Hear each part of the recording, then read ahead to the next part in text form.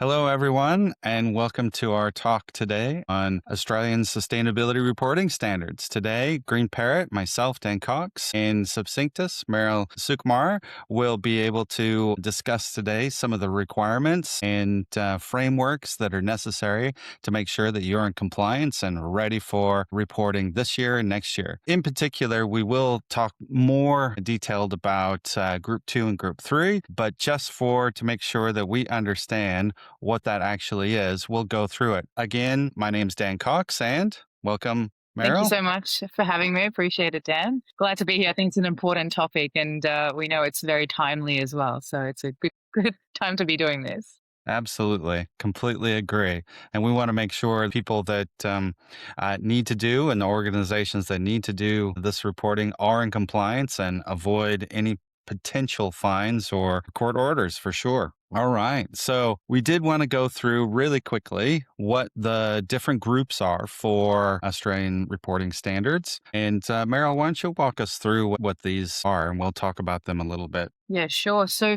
overall, I mean, regardless of being group 1, 2, or 3, the three factors that businesses need to consider is, what's their consolidated total revenue, what's their consolidated gross assets, what is that amount annually, and then finally, what are the number of employees within a business. And so if a business hits any two of these three thresholds, which of course, as you can see in this graphic, it's different for group 1, 2, and 3. If you hit any two of those, then you get classified under that group. That's the simplistic view. There are otherwise, other elements to it. And we do have a bit of a more structured sort of questioning process or a question, let's say, questioning tree that you could follow in order to answer and follow the pathway of which group you actually sit in.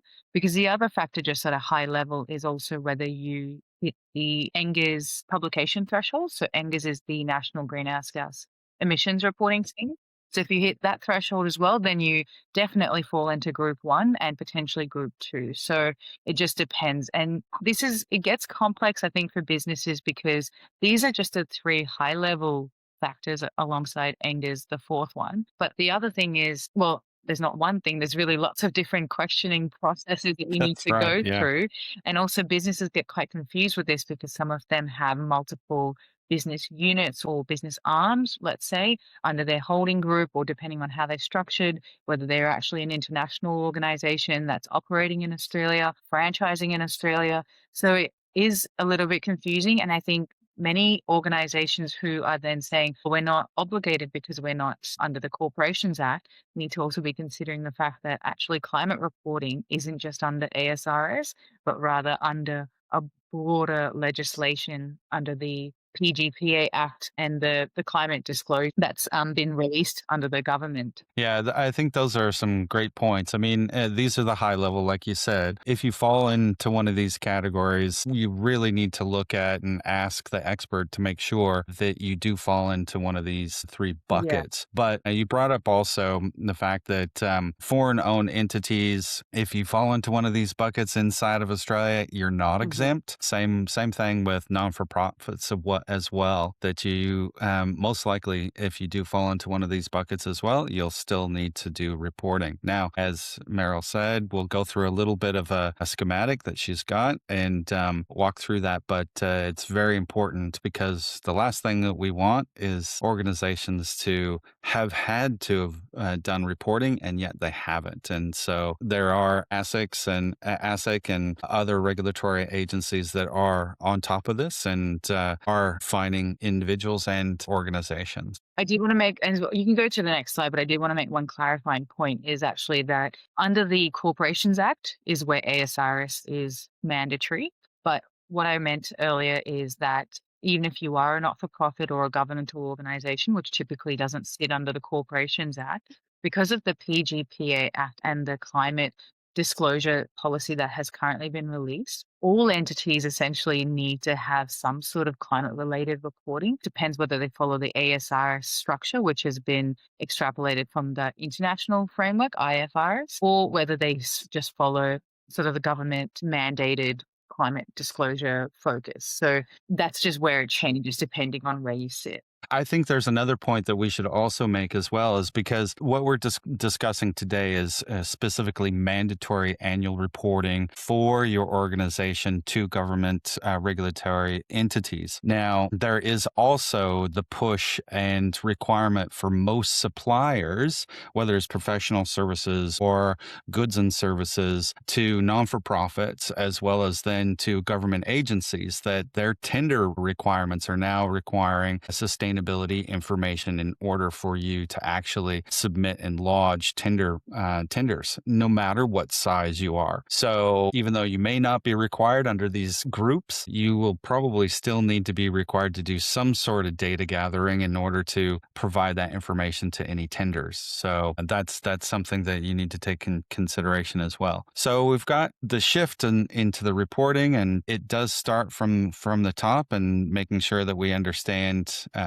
what all of our roles are, etc. So, Meryl, what is our a diagnostic tool that you actually walk through people Yeah, through? sure. And I think it's a good point for us to say that when you mentioned it starts at the top, it really does, because prior to ASRS, there already was this idea that was technically within the Corporations Act that all directors need to be considering climate diligence within their business, but the structure was missing. And now they have ASRS, but I guess the regulatory format is starting to come into play. And so we're really just adding on the pieces to what you could say is like a building. We've got the foundations and the frame, and now we're putting in the doors, the walls, all these things. And so it's actually happening quite quickly. And so these directors need to, at the very least, take complete responsibility. And what they do release needs to be, well, it will be directly accountable to them. And so they need to be very comfortable and clear and transparent about what they're doing. So that's one thing to be really clear about, that this is not new. It's just that now it's starting to have, I guess, a much more clear structure in place and visual, in terms of if we use the building up analogy of a house. But basically, this is an opportunity for businesses to use this as a tool for not only reporting requirements, but also to create value within their business. So in terms of it being a diagnostic tool, what it starts with is really looking at that initial materiality analysis, which, if you haven't heard the term before, it has often sat within the financial space, but now materiality analysis really looks at impacts across the entire business and how climate related changes can have those impacts on your business and therefore those financial risks to your business. That's what it's essentially looking at right now within Australian legislation. This is looking to get more complex though, but we won't get into that. But the reality is that this just a starting point of that reporting approach. But the tool allows you to say, here are my areas of impact. These are all the areas. Say there's 10. Now we say, okay, if we were to map which are the most important, or which are the most critical, or which are going to cost the most potentially, equity, or even in terms of human and resource costs, and we sort of hotspot, or what's the word for it? You sort of map out the hotspots in this process.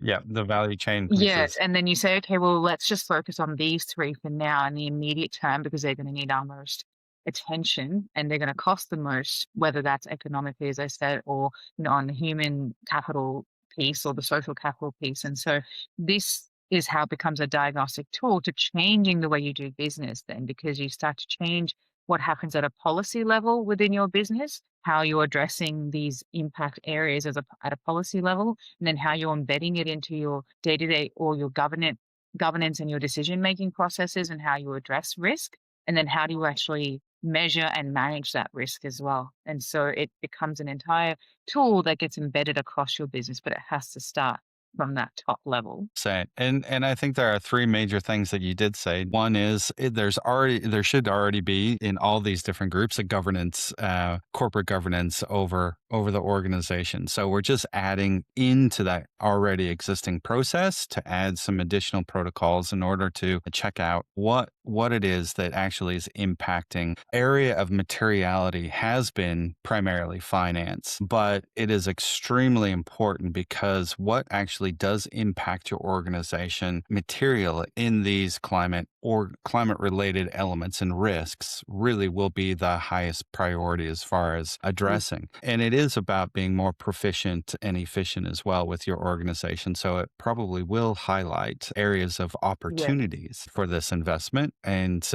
overall investment of your organization as well. So this might be a little bit seemingly complicated, but it is a very good decision tree. Meryl slightly started to go through this, but why don't you walk us through a little bit about how this might work? Yeah, sure, certainly. So really the first thing is the business currently reporting their financial reports through ASIC. So therefore, do they sit in the Corporations Act? And then, under the Part 2M really of the Corporations Act. If it's a no, then you sort of go down that no pathway with no mandatory requirements, at least under ASRS. If it is under that, then they go through the yes part of that tree. And if as well, then the entity, has subsidiaries within Australia, like as a parent entity, or has to prepare individual ones or as a group, this is where you then have to answer that question. And so if they don't have subsidiaries, then we go straight to the bottom of this pathway on the very left, which is that I'm not going to go through all these questions because they can see it and they're welcome to take a snapshot. But I think the main thing is that once you do go through this initial questioning pathway, you're then able to answer, do you hit that initial threshold, which is, are you above that $500 million mark, or do you have over 1 billion in assets or over 500 employees? So if you hit two of particular those particular parameters, then of course you sit in threshold one. But even if you just hit one of those thresholds, but you automatically are above the NGA's publication threshold, then you're automatically in group one. So it's sort of multifaceted, as I said. You're kind of going through this decision tree, and I always recommend people to take a snapshot of this. This came directly from BDO, and it's just a really fantastic question tree to help you understand you sit in group one, two, or three, depending on your size. So typically, though, just from a assets perspective, total annual revenue perspective, if you're above 500 million, you're likely in group one. If you're between 200 and 500 million, potentially group two. Otherwise, between 50 million and 200 million, then potentially group three. And what I love about this is that the range, I guess, of total annual revenue at least includes so many businesses now. So really, there's over 8,000 businesses roughly. I think that was the estimate I last heard in terms of the number of businesses who have to report over the next 3 financial years or calendar year, depending on their reporting format and their business structure. So it's really driving this very quickly. It is, absolutely. And this is where you and I can help those organizations to get ahead of the curve. And if you're behind the curve, then we can certainly help to organize that and to move you guys forward. So some of the areas as well, is Australian reporting standards are based off of IFRS S1 and S2 that Meryl did suggest earlier as well. And so I've highlighted a few major areas that you need to be concerned with. Obviously, the governance.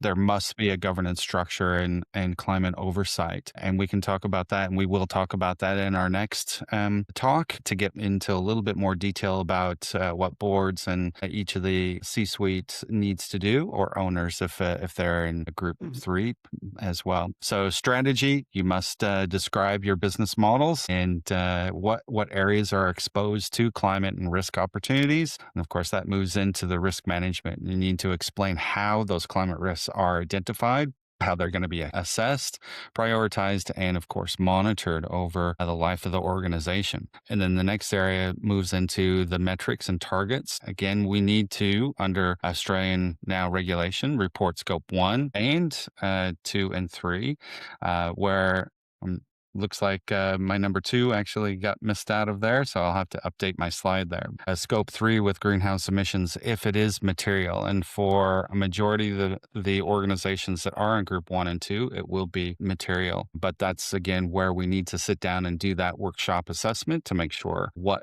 areas are needed. Finally, the scenario analysis, we need to see what the resilience is under the climate scenarios, whether it's 1.5 to 2 to 2.5 to potentially 3 pathways and make sure that the organization is sustainable under those conditions and what needs to happen as far as impacts. And all of that needs to be done under the assurance and limited insurance under both scope 1 and 2. And right now it's voluntary for scope 3, but I'm sure as ASRS continues to move forward and our sophistication to be able to calculate scope 3 increases, then that'll soon be required as well. So, yeah. It actually does become mandatory in the second year of their reporting. So they absolutely have to.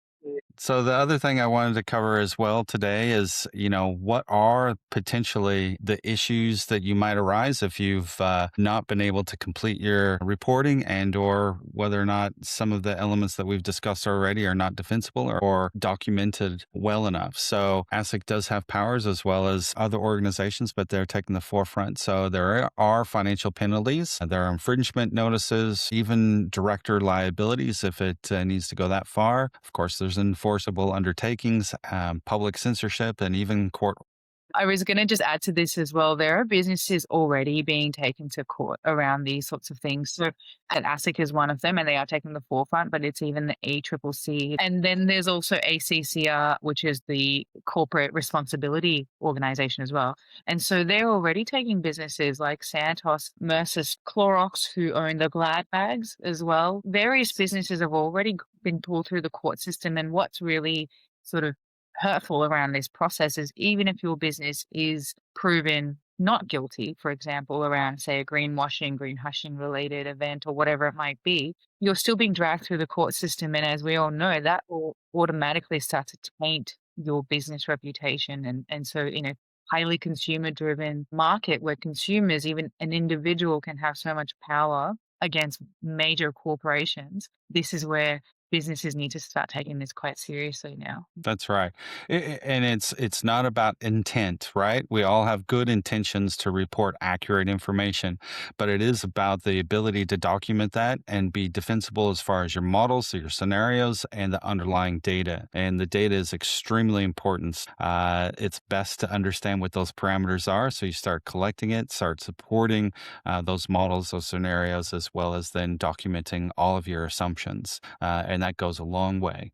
So we do have a roadmap and a framework that we can talk about, and we'll go over the high level today. And then in our next talk, we'll dive deep into this framework and show what practicalities each of the major roles need to have and what those kind of actions are. So, Meryl, why don't you give us the high level overview of what an execution roadmap looks like? Yeah, sure. I think the idea here is we need to move away from where currently systems are quite disconnected, where there's an individual or a sustainability team who looks after it and it sits primarily with them, and actually start to build across that linkage between the risk processes and the financial impact processes, and then ensure that all of that is clearly measured and clearly verified, and the data is defensible because of that process, because it reconnects back in not just to the sustainability team, but across the entire board. So that's where there's currently a lot of disconnect, and it is complex. There isn't a simple process. So there are various steps, but at a high level view, the steps are, start with looking at your material risk. Where are your biggest impact areas? And then identify those climate related risks and the opportunities as well from those risks. Because once you know where those risks are, you understand where the financial impact is or the impact profile could be. And then you can start to address that with the right opportunities. And so that will start to inform through your policy frame or your changing policy framework, through to your changing governance approach, through to your changing strategy, and therefore your changing roadmap within the business. And then you start to measure the right metrics, the right KPIs. And so you can then keep using those metrics and KPIs to continuously improve what you're doing within the business. So therefore, when things do get challenged, you can feel comfortable and defend the data and defend the information, and actually then start to use these opportunities to create value within your organization. That's exactly right. It needs to start at the top. And that's why we're so adamant about discussions with the board members, because it does need to disseminate throughout the entire organization. It's not just segregated just to the sustainability team or that one position. It needs to be traceable. And another reason why it's part of the international financial reporting standards, right? The accounting side of things. It's not just because you have to try and do carbon accounting in a separate piece of software. No, it's not about that. It's about the integration across the entire organization so that it starts to be part of the whole organization, part of the culture, part of the protocols from the top all the way down to the manufacturing line, down to the individual truck driver, down to every single piece and frontline individuals. Yeah. And which brings us to really, we want to make sure that we turn that investment into a competitive market leverage. And you mentioned that at the very last that you said. And it's so important to try and help organizations also to think a little bit differently as well, as far as their mindset on the cost or the investment that they see that they have to do for this type of ESG type of reporting.